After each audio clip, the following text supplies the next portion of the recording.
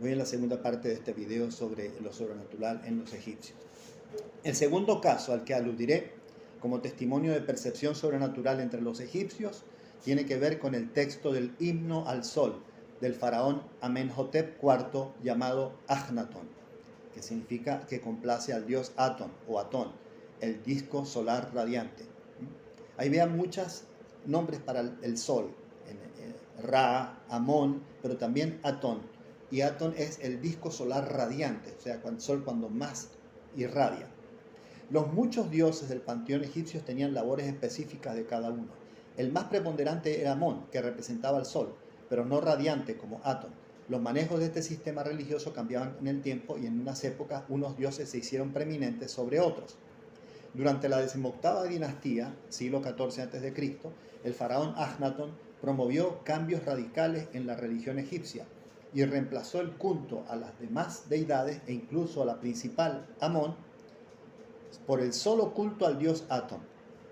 Esta, llamada por los egiptólogos herejía de Amarna, por una ciudad en que el faraón fundó para este culto religioso, que se llamaban Tel el Amarna, ¿okay? Heliópolis también le llamaban los griegos, duró casi 20 años esta herejía de Amarna, este gobierno del faraón, y fue religión oficial de Egipto, quedando prohibidos los demás cultos.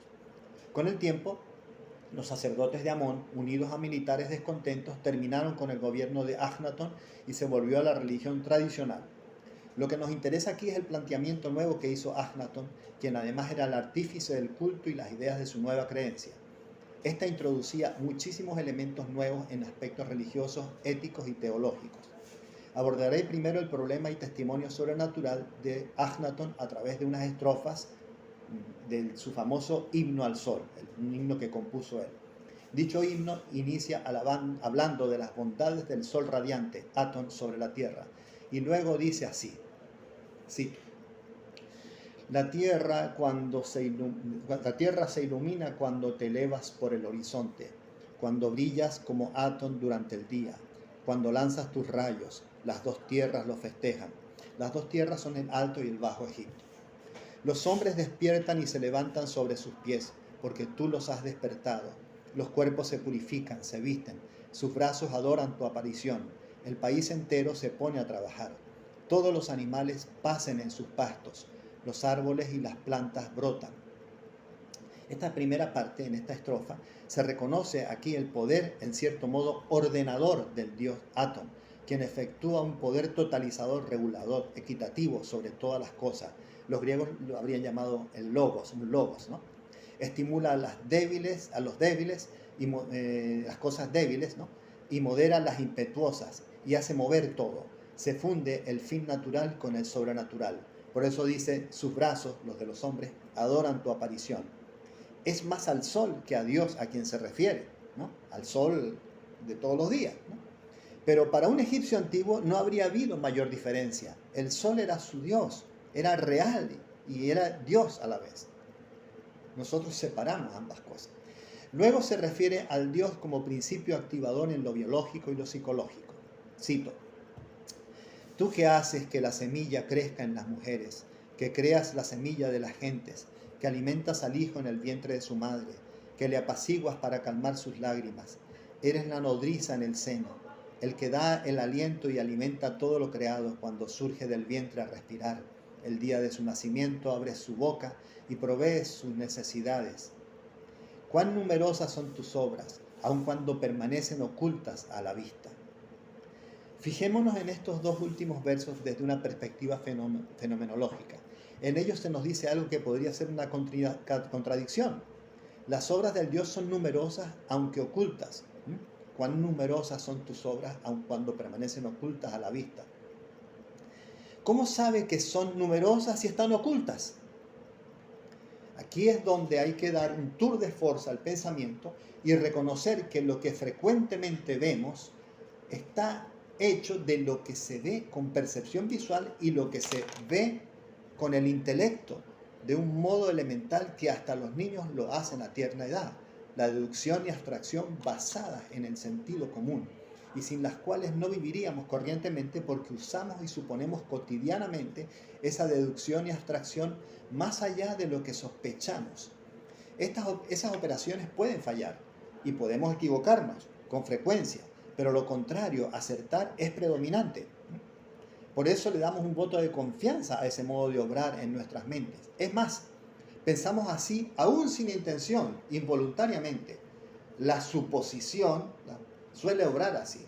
De modo que cuando se nos dice que el fenómeno es todo aquello abierto a los sentidos, que surge o aparece al testimonio de la percepción sensible en primer lugar, no está de más recordar que esa percepción no se da sola, sino acompañada de un modo integrador que es el que ayuda a construir la intuición, la cual además surge entonces de manera subitánea.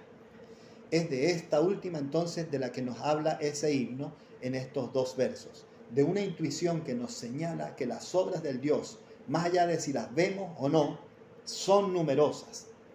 Este es un caso en que surge a la mente y el ánimo esa idea clara y concreta de que existe una realidad muy importante cuya relevancia no tiene nada que ver con que ella se muestre o permanezca oculta.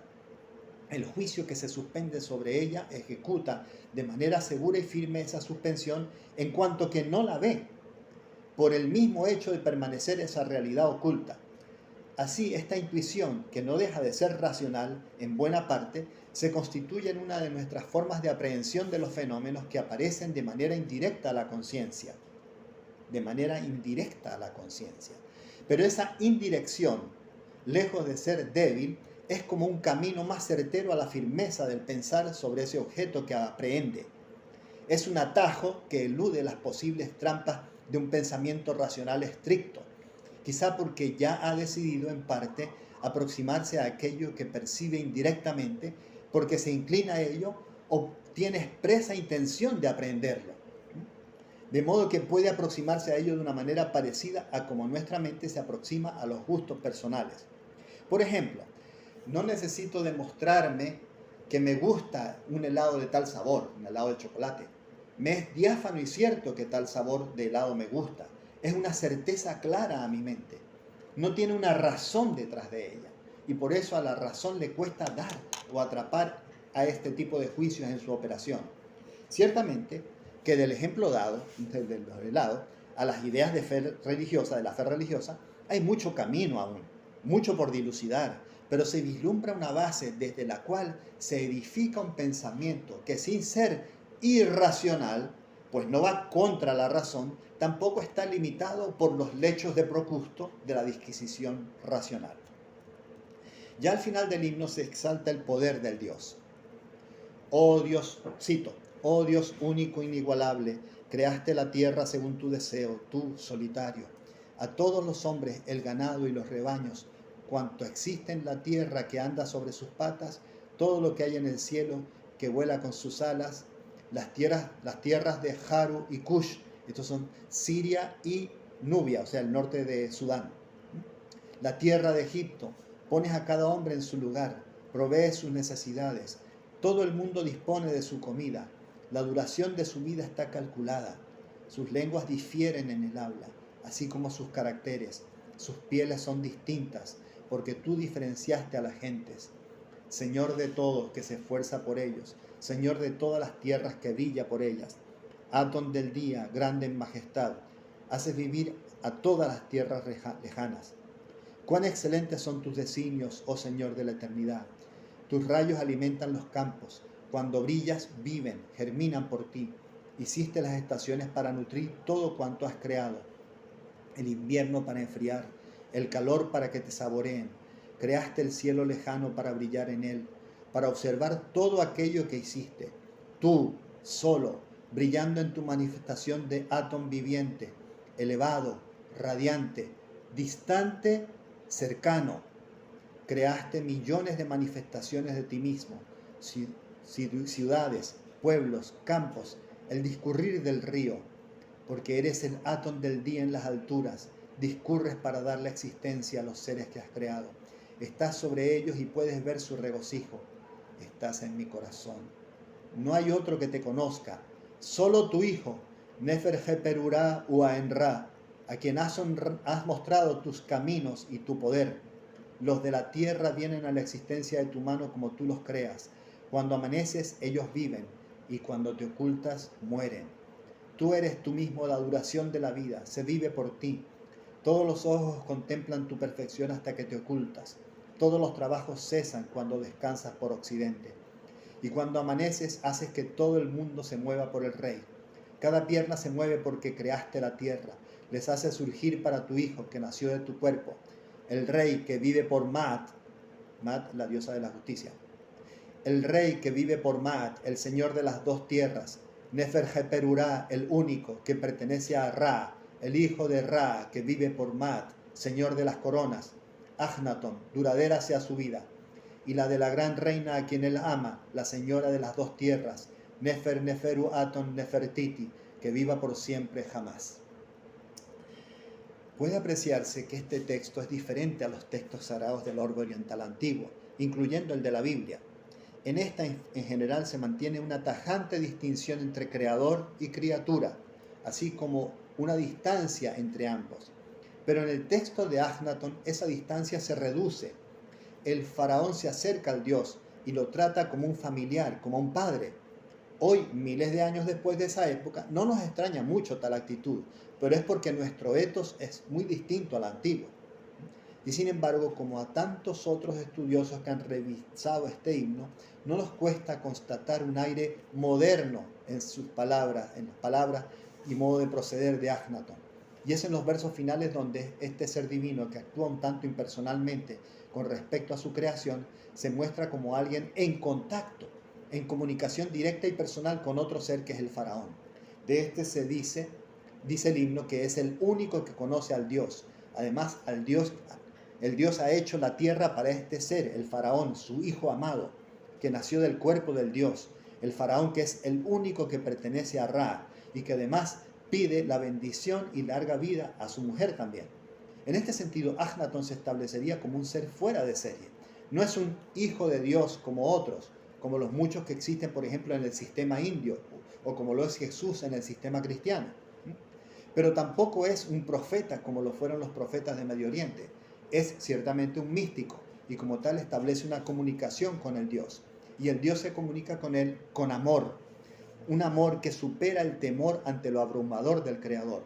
De modo que puede decirse que en este texto lo sobrenatural da un paso nuevo al combinarse con una relación personal, que inclusive puede llegar a significar una nueva visión o percepción o vivencia de lo sobrenatural en otro tipo de relación con ese ser trascendente, relación en la cual eso sobrenatural queda en un plano secundario.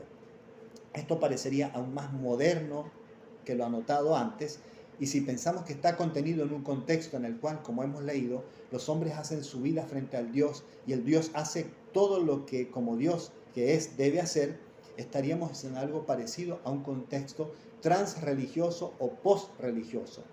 Un contexto en el cual los hombres, más que necesitar del Dios, tras un reconocimiento de su propio papel en el mundo y del papel del Dios en la realidad, establecen una relación de reconocimiento con el Dios, de una gratitud natural, lógica y humana, sino igual a la caritas del cristianismo, ciertamente muy en consonancia y cercana.